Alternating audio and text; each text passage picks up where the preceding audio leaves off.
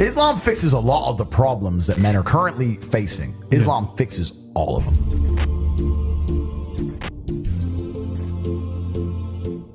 I think it's the last religion on the planet. So if it's the last true religion on the planet, then it has to be the correct one. And I'm not a Muslim, but if I had to bet on one religion as if I were betting on the stock market for the future, you have to bet on Islam. Because Muslims are intolerant. And I'm not saying that disrespectfully, because if you're tolerant of everything, then you stand for nothing. I can walk through London with a t-shirt saying Jesus is gay and nothing will happen to me. If I did the same thing with the Islamic prophet, I'd be dead before I got to the end of the street. Boom. That's how much they believe and respect. And I respect people who stick up for what they believe in. And I've been all around the world. Some of the best countries in the world today are the first world Muslim nations. Yeah. You can go to Qatar, you can fall asleep with $1 million on your lap in the middle of the street. Nothing's going to happen. Saudi Arabia as well. You can go to Saudi, nothing will happen to you. You can go to Dubai, UAE, nothing's They going to happen leave their to you. cars parked with the keys inside. It's so safe. Women, everyone's married. Every woman obeys her husband. Every single woman has 4, 5, 6 kids. Big families. All the things we're talking about, all the problems we have here, right? They've got none of that. None of it. Because of Islam. Women have big families. Women are exceptionally happy to do so. Society is functioning. Their population is growing, because in most Western countries, the population is declining. So we have population problems in the West. They have none of the population problems. Society starts at the smallest possible group. You have families, and families make a street, and that street makes a village, and that village makes a town, that town makes a city, and that city makes a country. So if it's broken at the very fundamental level, if its family level's broken, then it's broken the whole way up. Yep. And that's what's happened in the West. And the first world Islamic countries have none of those problems. So if you're going to talk about a belief system that fixes issues, you need to go to Islam. Even though I wouldn't identify as Muslim, I have absolute respect for the ideology, respect for the mentality, respect for the warrior aspect of it.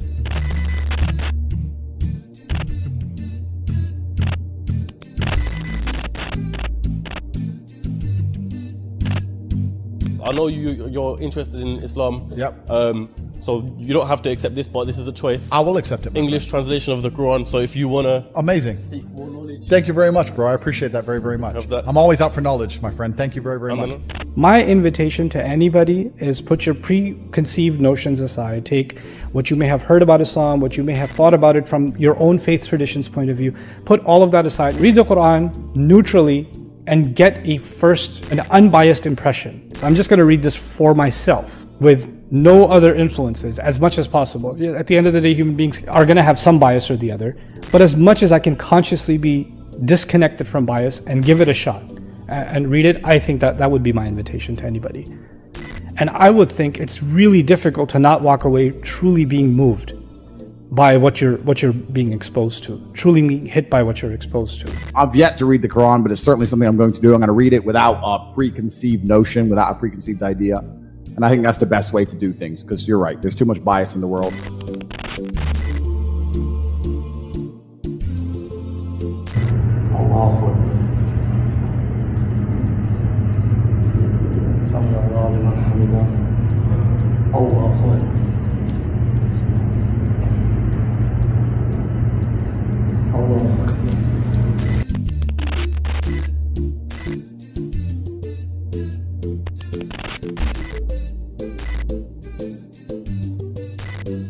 This is all haram. No, this is haram, bro. This is haram. Wait, are you Muslim? Let me I'm Muslim, yeah. Welcome to the new Muslim tape.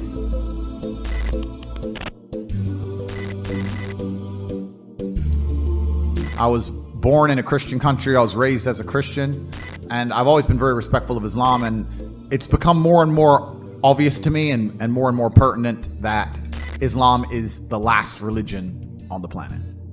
I feel like there's no other religion. People say to me, why did you convert? And I said, I don't really feel it as a conversion. It's almost like I knew God was real and now I've become religious. And also, Islam very closely reflects my personal beliefs. Through my personal life, I've learned that if you don't have standards and you're not a strong person who's prepared to defend his ideas, you will be crushed. God to me is something to be feared.